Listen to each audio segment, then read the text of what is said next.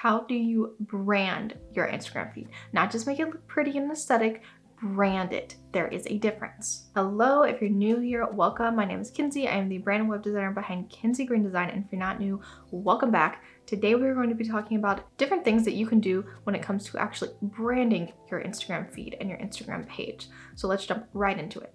All right, so the first thing that I want to talk about is your bio. It is ultimately the first thing that everybody reads when they land on your page, and this portion should tell them why they should follow you. Now, I've noticed a lot of people just like to add little characteristics about themselves in the bio instead of really giving a reason for people to follow them. For an example, I like coffee, I have a cat. Although those things might be nice to know about that person, those are things that can be shared in the actual Instagram feed. Instead, what you should be putting in your bio is some type of purpose and or brand mission statement. How are you going to help people? How are you going to provide value to them? Why should they actually follow you? Don't just list out a bunch of characteristics about yourself.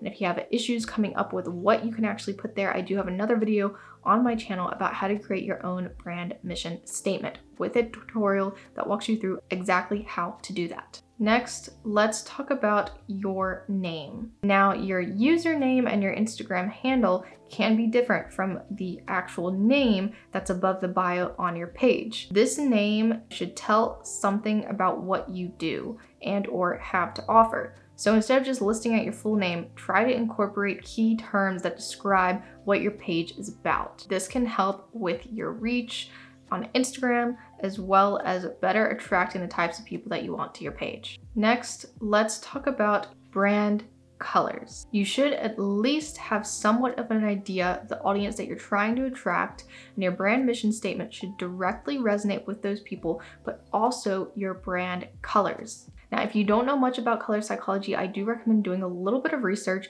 because you want your colors to resonate with the type of people that you want to attract to your page. You should then pick out a color palette and consistently use that color palette throughout your feed, whether it be through actual posts with the colors in them or certain filters that reflect those brand colors in your photos. This will help create a level of consistency and cohesiveness throughout your actual page.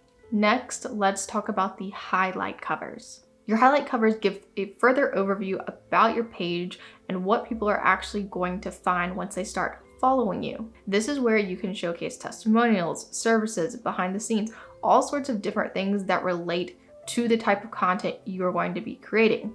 One tip I have when it comes to creating highlight covers is to not overdo it. I think having between 5 to 7 Instagram highlight covers is definitely enough. If you have more than that, it's probably just going to be overwhelming to viewers and they probably are never going to click through all of them. You can also use your brand colors as your highlight cover images, or you can get your own custom made highlight covers. Let's talk about your profile photo. If you are building a personal brand or you are the face and the main communicator of your brand, then you probably are going to want to have a good, well-lit photo of yourself as your profile picture.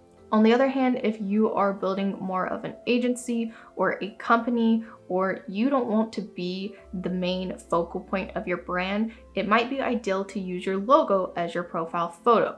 Although it is proven that the human face is much more likely to attract people to your page than using just a logo alone. And lastly, let's talk about your feed. Depending on what kind of brand you are, there should probably be at least 3 different content pillars of things that you will be talking about throughout your Instagram page. For me, I rotate between personal photos of myself because I'm the main face behind my brand, where I talk about maybe more personal matters or trivial topics that I feel are important as an individual, sharing my work, and then tips and or information regarding my industry that people will really find valuable. Like I said, this will obviously vary based on the kind of brand that you have, but rotating between these content pillars, using your brand colors consistently, and keeping the same filters on actual photos will really help bring in a cohesive look, as well as create an informative Instagram feed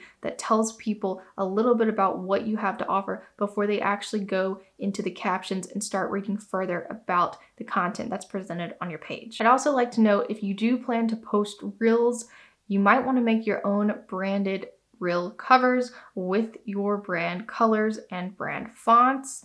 And if you are using fonts within your post, definitely pick a select few to stick with and use over and over again consistently, especially if these reels are actually going to appear on your main feed profile grid. Hopefully you guys got some helpful tips and tricks about branding your Instagram feed and Instagram page. Let me know if you have any questions, and if you enjoyed this video, please do give it a like. Thank you so much for watching, and I will see you in the next one.